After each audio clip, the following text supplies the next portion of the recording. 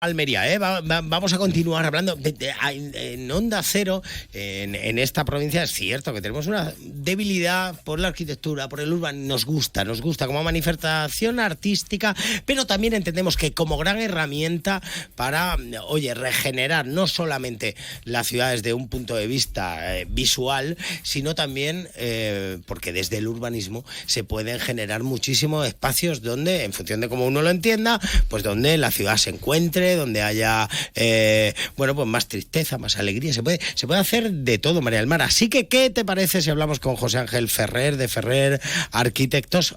Para hablar de sus obras emblemáticas, pero también de la ciudad y sus espacios. José Ángel, muy buenas. ¿Qué tal? Buenos días. Bueno, estamos hablando de el urbanismo, de la mano de la arquitectura, como una de las grandes herramientas para generar espacios, para hacer una ciudad más vivible, más como queramos hacerla, ¿no? Sin duda, el urbanismo contribuye de una forma decisiva al estado de ánimo de las personas. Una ciudad bien urbanizada, una ciudad atractiva, donde tengas calles que tengan la posibilidad de ver los edificios relevantes de la ciudad, donde puedas pasear de una forma segura, donde puedas ir por un carril bici que sea cómodo, que sea seguro. Todo eso hace que la gente quiera pasear por la calle, que quiera utilizarla y además pues que se encuentre con un estado de ánimo pues seguramente como mucho más positivo, ¿no? Una asignatura pendiente, ¿no?, para la ciudad de Almería, porque con todos esos ejemplos que nos está poniendo José Ángel, no sé si Almería, si es una ciudad muy feliz o en la que la sociedad es más feliz, a veces no es por esa arquitectura, ¿no?, por ese urbanismo, hay mucho por hacer. Sí, bueno, yo creo que efectivamente en Almería hay mucho por hacer. Yo creo que ya no solo a nivel urbanístico, sino a nivel incluso de la propia arquitectura, de los propios edificios, ¿no? Pero lo importante sobre todo es que seamos conscientes de que la sociedad y que las personas que dirigen nuestra ciudad, los políticos, pues sean conscientes de la importancia que tiene la arquitectura y la importancia que tiene el urbanismo para tener una sociedad mejor, para que la gente se encuentre mejor, para que el estado de ánimo de las personas aumente, para que se sientan más orgullosas de su ciudad, para que se ilusionen más y todo eso al final va a repercutir en todas las facetas de la vida, en tu vida familiar, en tu vida laboral y en tu vida de ocio y de disfrute, ¿no? Claro, cuando uno tiene tanta luz o en lengüetas, eso son cosas que compensan un mal urbanismo. Pero imagínate que hubiera un buen urbanismo, entonces sería fantástico. Sería leche. Fantástico. Me gustaría porque con José Ángel estableceremos, ¿no?, reflexiones sobre el futuro de la ciudad, ¿no?, a lo largo del tiempo, pero me gustaría centrarme ahora en algunos de los proyectos más emblemáticos que hemos visitado todos de su estudio de arquitectura. Y me gustaría comenzar por el que entiendo, ¿no?, porque luego vamos a hablar de edificios muy futuristas o muy de vanguardia, pero tuvo que ser una experiencia el rehabilitar los refugios, ¿no?, porque es como encontrarse con una arquitectura, además una arquitectura muy singular y muy específica para una cuestión de hace pues 50, 60 años, 70. Sin duda, la verdad que fue un proyecto apasionante, fue un gran reto. Desde el primer día que empezamos a trabajar, inicialmente los refugios estaba previsto que se rehabilitaran y se inauguraran para el 2005, para todos aquellos eventos del 2005, pero cuando entramos, pues de pronto descubrimos que aquello era un auténtico lodazal. Es decir, había zonas donde de hecho tuvimos que entrar con los bomberos, con unas botas prácticamente hasta la cintura, con detectores de oxígeno, porque había algunos edificios del paseo que vertían directamente en los refugios. Y había zonas casi con 1 metro de altura de residuos y demás. Entonces, claro, eso nos llevó casi año y medio para limpiar y acondicionar toda aquella zona. Un reto. Un tiempo que, claro, muchas veces pues la gente, la sociedad almeriense, pues decía, bueno, ¿qué está pasando con los refugios? Que no se arreglan. Sin embargo, había una actividad ingente a 10 metros bajo tierra, pues con todo el trabajo que nos supuso toda aquella limpieza y todo aquel acondicionamiento, ¿no? Bueno, uno de esos edificios, ¿no? Emblemáticos, espacios emblemáticos, pero ¿qué otros podemos repasar que se hayan encargado desde su estudio? Bueno, nosotros, en fin, la verdad es que hemos tenido bastante suerte a lo largo de estos 30 años de trayectoria del estudio, y hemos hecho todo tipo de edificios. Hemos hecho muchas viviendas, muchos edificios de vivienda, pero también hemos hecho muchos edificios singulares, ¿no? Recientemente, hace un par de años, nos publicaron, una editorial de Madrid nos publicó un libro precisamente con 5 proyectos relevantes del estudio, que no sé si serán los mejores o los más relevantes, pero bueno, quizás probablemente sean de los más conocidos, ¿no? Como es el edificio, la sede del PITA, el edificio Pitágoras y el edificio Tecnova, que están los dos juntos. El Centro Social de los Almendros, que también... Sí. No, iba a decir, por ir hablando de cada uno de esos proyectos, ¿no? El edificio Pitágoras, que como sede del PITA, yo creo que ejemplifica un poco lo que hablábamos del urbanismo, pero a nivel de edificio. O sea, es un lugar donde se fomenta a través de la arquitectura el encuentro, el que haya espacios de trabajo compartidos, el que haya lugares donde las empresas que allí están puedan conocerse, puedan establecer relaciones. Creo que es como una gran metáfora de lo que estábamos hablando antes a nivel urbanístico. Sí, efectivamente, está bien vista esa realidad del PITA. De hecho, nosotros dentro de nuestro edificio de oficina en general, muchas veces lo que buscamos son espacios de trabajo que sean atractivos, que fomenten precisamente el trabajo en equipo, que ayuden y que contribuyan precisamente a la salud de las personas que trabajan. Es decir, queremos edificios, muchas veces lo que intentamos incluso es fomentar la actividad y el movimiento físico dentro de los propios edificios, ¿no?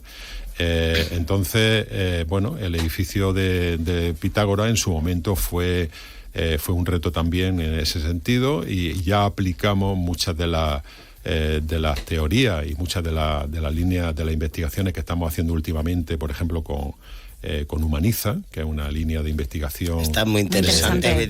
¿La puedes explicar un poco? Porque creo que... Sí, bueno, Humaniza es una línea de investigación que llevamos desarrollando ya en nuestro estudio, una línea I+D+I que estamos desarrollando desde hace ya unos años, y que el objetivo fundamental lo que busca es la excelencia del sector agroindustrial almeriense. Es decir, lo que buscamos es posicionar al sector agroindustrial almeriense en el top de los sectores para trabajar, equiparándolo pues al sector tecnológico, al sector farmacéutico o al sector aeronáutico. Es decir, tenemos en el sector agroalmeriense hay un problema tradicional de captación y retención del talento, y nosotros lo que hacemos con Humaniza es precisamente la humanización, buscar la humanización de los espacios agroindustriales a través de una serie de elementos, de criterios, de movilidad, fomentando, como decía antes, la actividad, fomentando precisamente la relación entre personas, buscando poner el centro de la oficina, poner el centro en las personas. Es decir, al final la productividad de la empresa pues se basa fundamentalmente en las personas. Si tú tienes un buen equipo y si tú tienes personas motivadas con un estado de ánimo pues importante, pues eso va a contribuir sin duda al desempeño y consecuentemente a la productividad. Pero además esto no son palabras, esto está contrastado con hechos, Y de hecho hay investigaciones en alguna universidad en Italia. En fin, recientemente escribí, por ejemplo, un artículo sobre alguna investigación de este tipo, y donde se acredita precisamente que la luz, los espacios biofílicos, es decir, donde se incorporan las plantas dentro del edificio, todo ese tipo de diseño y de actuaciones contribuyen a tener un mayor, una persona pues mucho más comprometida, mucho más vinculada con la organización. Es que afecta directamente, ¿no?, a tu estado de ánimo, ¿no? Exacto, y desde luego que dignificando esos espacios agroindustriales, que se podrían hacer tantas cosas, ¿no?, en esos espacios, que pueda servir para captar y mantener y retener talento, sin duda es una gran idea. Yo sí, antes, cuando hemos hecho, perdona José, el repaso, ¿no?, que le preguntaba por esos edificios más emblemáticos, o los 5 que habían seleccionado, ¿no?, que hemos hablado de los refugios, del edificio Pitágoras. Sí quería hacer una parada en el Centro de Salud Mediterráneo, porque yo vivo muy cerquita, y cuando se estaba construyendo pasabas, y es cierto que te quedabas pensando, ¿esto qué va a ser?, ¿no? Porque jamás pensabas que podría ser un centro de salud, porque es muy diferente a lo que teníamos como centro de salud, ¿no? Es un espacio, es un edificio muy bonito, y no lo teníamos asociado, ¿no?, a que lo bonito podría ser un centro de salud. Bueno, muchas gracias. Mira, nosotros pensamos que o innova o retrocede. Es decir, siempre cuando hacemos un proyecto, cuando acometemos un nuevo reto, cuando un cliente nos propone algo, intentamos siempre aportar algo diferente a lo que se ha hecho habitualmente. Por eso muchas veces cuando hay clientes que te piden algo y te dicen, oye, pero enséñame algo que sea parecido a lo que vamos a hacer, yo muchas veces me quedo un poco parado, digo, bueno, pero si es que lo que queremos hacerte, lo que te queremos proponer es algo que todavía no está hecho. Si lo que queremos es precisamente mejorar lo que ya han hecho otros, ¿no?, y lo que ya se ha hecho. Entonces, bueno, pues el Centro de Salud sí es verdad que en su momento, precisamente, además introducimos una innovación muy clara, que fue la primera vez en la que se utilizó de una forma bastante masiva las lamas de mármol en una fachada en la posición que está el Centro de Salud, y de hecho, bueno, fue una de las razones por las que nos dieron el premio Macael en el año 2009, ¿no? Yo me gustaría centrarme en otro edificio, en este caso porque creo, mira, ayer hacíamos un programa sobre los invisibles, ¿no? Y yo siempre he interpretado ese uso del color en los almendros como una llamada de atención, ¿no? Cuando uno entra en la ciudad hacia una zona que habitualmente no se ve, ¿no? También lo pusieron fácil porque al poner un mamotreto de mármol a la salida del cementerio que impide la visión en cualquier otro ángulo, pues impacta muchísimo más, ¿no? Pero ese centro de los almendros, por las formas, por esas rectas que tiene, por ese no, eso así tan lineal, ¿no?, que ya atrae, pero luego ese uso del color que se convierte en un protagonista fundamental de la arquitectura aquí. Sí, mira, has tocado un tema muy interesante. El tema del color muchas veces, bueno, pues crea cierto recelo, o la gente no se arriesga a utilizarlo. Yo siempre he tenido claro y he visto el color como una evolución de la luz. Para mí el color, de alguna forma, forma parte de la propia luz. Y nunca le he tenido miedo a usar el color. Sí es verdad que hay que tener cuidado y hay que utilizarlo con prudencia. Pero en el caso del almendro lo vimos claro. Yo recuerdo cuando la primera vez cuando nos encargaron el proyecto, y lo primero que hice fue pues visitar los almendros. Además, normalmente yo suelo ir a los solares, me gusta ir solo.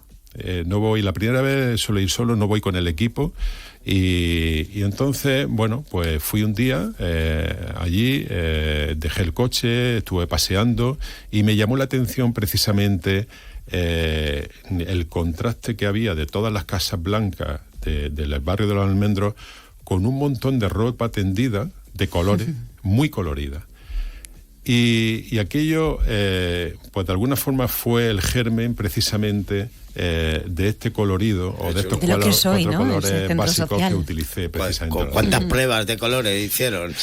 Bueno, al final utilizamos los cuatro básicos que bueno, el rojo, el azul, el amarillo y el Porque verde. La gente yo creo que no sabe lo que hay, ¿no? ¿Cuánto trabajo hay antes de una entrega de un proyecto, ¿no? Ni siquiera la construcción, antes de la entrega del primer borrador del proyecto, ¿no? ¿Cuánto trabajo, cuántas pruebas, cuántas... Bueno, lo primero es, como te decía antes, visitar el solar. Yo siempre me gusta pisar el solar, patearlo, incluso ir visualizando, ¿no? Visualizándolo, me doy una vuelta, lo miro de una forma, de otra, y luego ya, pues bueno, luego ya me voy con el equipo en otro día para medir, para tomar fotografías, pero sí es verdad que ese primer contacto con el solar que te permite respirar, que como hablaba José Ángel Valente, mi tocayo José Ángel Valente, captar el dios del lugar, ¿no? Es decir, la esencia que tiene el lugar.